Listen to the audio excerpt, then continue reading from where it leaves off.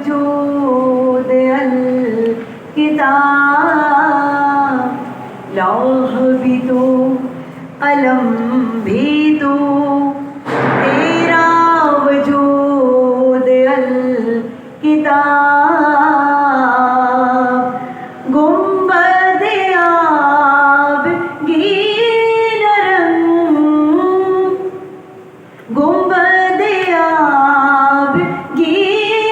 رنگ، تیرے محیط میں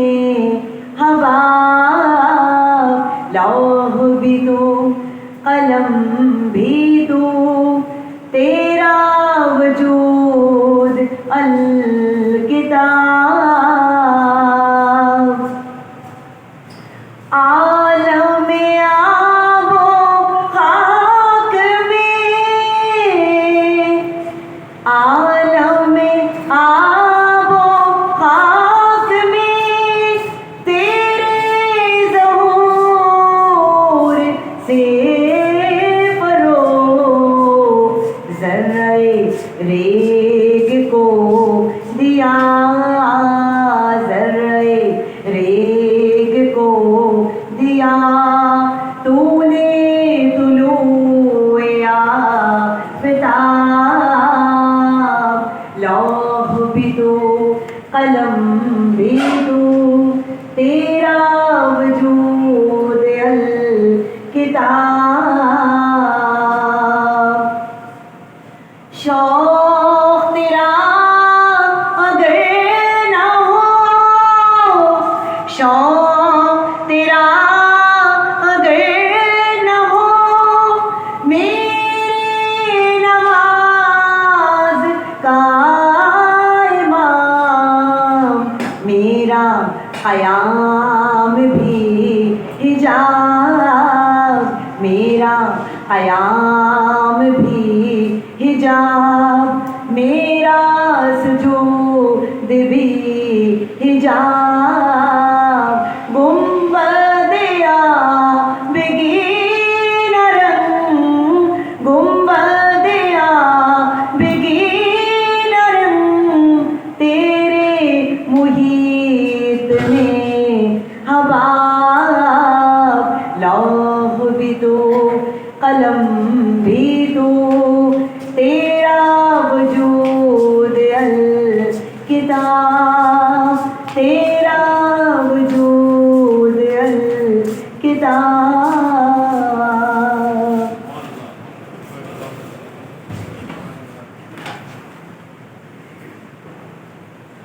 حضرت محفل، جیسا کہ تقریب نے بتایا کہ آج کی محفل دو حصوں پر مشتمل ہے۔ پہلے حصے میں محترم جناب عقیل دانش کی شخصیت کے حوالے سے کچھ گفتگو ہوگی، جس میں دو ادب شرکا گفتگو کریں گے اور پھر صاحب صدر اس پر اختتامی کلمات کہیں گے۔ دوسرے حصے میں مشاعرہ ہوگا۔ حلقہ ارباب تخلیق کے حوالے سے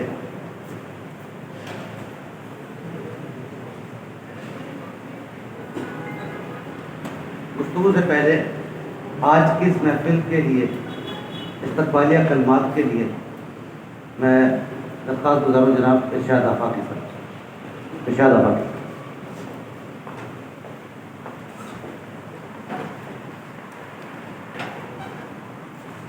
اعوذ باللہ من الشیطان الرجیم، بسم اللہ الرحمن الرحیم۔ تمام معززان مہمانان گرامی اور تمام حاضرین اکرام، میں زیادہ لمبی تمہید نہیں باندھوں گا، چند الفاظ ادا کرنا چاہوں گا جناب طارق جمیل صاحب کے شکریہ کے ساتھ کہ انہوں نے مجھے یہ موقع فراہم کیا کہ میں آج اس خوبصورت محفل میں کچھ اظہار خیال کر سکوں۔ عزیزان گرامی، ہمارے اس شہر کراچی میں شعر و ادب کے حوالے سے بے تحاشا پروگرام ہوتے رہے ہیں اور ہوتے رہیں گے، لیکن جو میں یہاں اپنے دل کی بات کہنا چاہتا ہوں وہ یہ کہ میں یہ دیکھ رہا ہوں کہ ہم جب اس شہر ادب پہ ہم نگاہ ڈالتے ہیں تو ہمیں یہاں مشاعرے تو بے تحاشا ہوتے ہوئے نظر آتے تھے اور ہوتے ہوئے نظر آتے ہیں، لیکن پھر یہ سلسلہ شروع ہوا کہ ایک اور تقریب کا اجرا ہوا یہاں، اور وہ تھی بزم مکالمہ۔ بزم مکالمہ نے ایک نئی جہت قائم کی اور اس کو ایک ایسا میں یہ سمجھتا ہوں کہ ہمارے معاشرے میں اس کو ہوئی وہ کہ اب لوگوں کا بے تحاشا رجحان، بہت سارا رجحان جو ہے وہ مکالمے کی طرف منتقل ہونا شروع ہوا۔ ابھی مکالمے کا یہ سلسلہ جاری تھا کہ ایک اور سامنے جو صورت حال آئی وہ آئی حلقہ ارباب تخلیق کی۔ اصل میں ہوتا یہ ہے کہ یوں تو تمام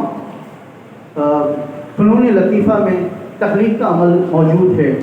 لیکن ہم یہ دیکھ رہے ہیں کہ ہمارے معاشرے میں ایک تخلیق کو بڑا نظر انداز کیا جاتا ہے، اور وہ ہے فن مصوری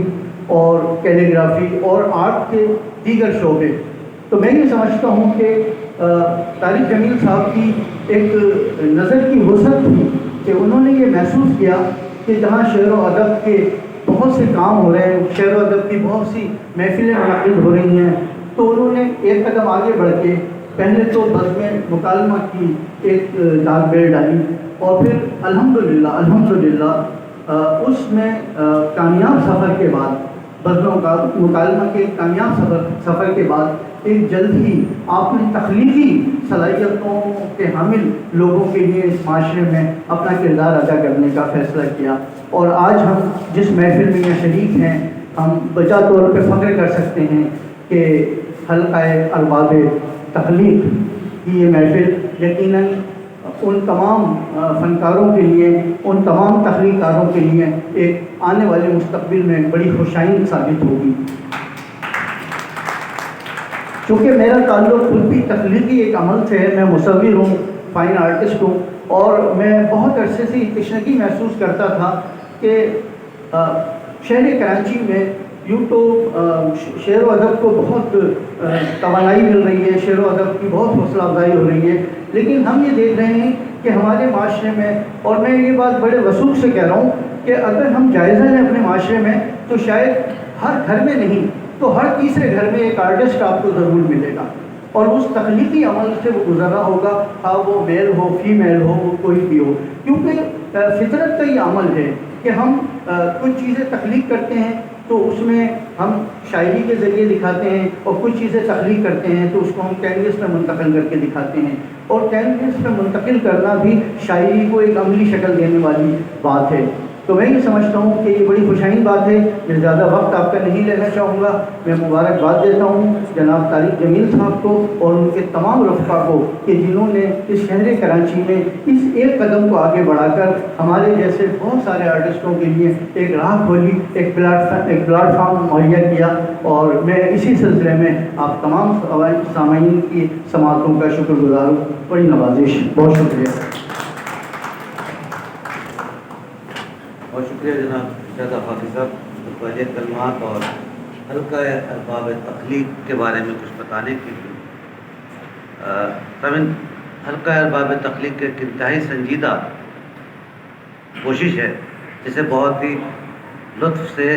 اور لطیف انداز میں سر انجام دیا جائے گا، اور جیسے کہ ارشاد آفاقی نے کہا، اس میں صرف شاعری ہی نہیں، فنون لطیفہ سے متعلق اور غیر فنون لطیفہ ساری چیزیں اس میں شامل ہوں گی، اور وقتاً فوقتاً ان کو مختلف تقاریب کے ذریعے آگے بڑھایا جائے گا۔ تو جو شعراء حضرات صرف مشاعرے کے لیے ان تقاریب میں آنا چاہیں، ان کو ارشاد آفاقی کے ساتھ تھوڑی سی مصوری بھی سیکھ لینی چاہیے